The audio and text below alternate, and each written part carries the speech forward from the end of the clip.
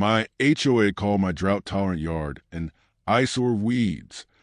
They fined me $500 and ordered me to rip it out and plant thirsty green grass. So I discovered a state law they never saw coming. I didn't just replant a garden. I designed a fire department-approved defensible space that they are legally forbidden to touch.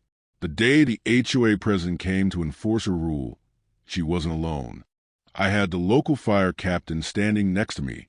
What happened next was the most public defeat she could have ever imagined. For years, I fought to keep a boring, water-guzzling lawn alive just to please the HOA rules. Last summer, I'd finally had enough.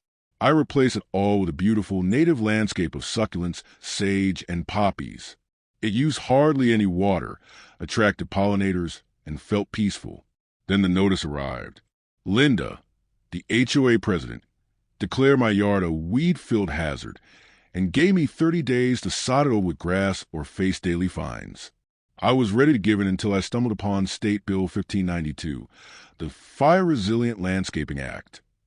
This law explicitly prevents HOAs from banning drought-tolerant or fire-resistant landscaping, especially if it acts as a defensible space against wildfires.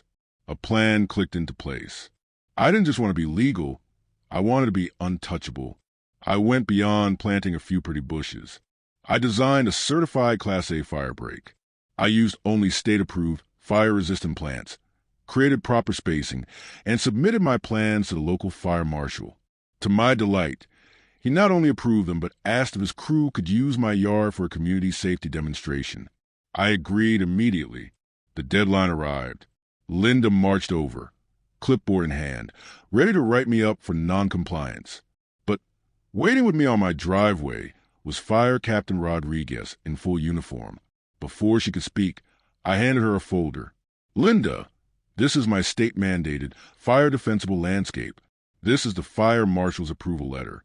And this, I said, pointing to Captain Rodriguez, is my consultant. Her face went pale as Captain Rodriguez explained, Ma'am, this yard is a model for community safety. It helps protect this entire street in case of a wildfire. State law protects his right to have it. The final blow came a week later. A full fire truck parked on my street. The crew wasn't there for an emergency.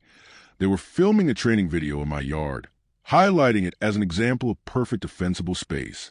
Neighbors came out, took photos, and asked me for gardening tips. Linda had to watch from her window as the very symbol of community safety celebrated the yard she tried to destroy. My water bill is now zero. My garden is a local landmark, and the HOA has never mentioned my yard again. Sometimes, the best revenge is not just winning, but having the hero show up to prove you were right all along.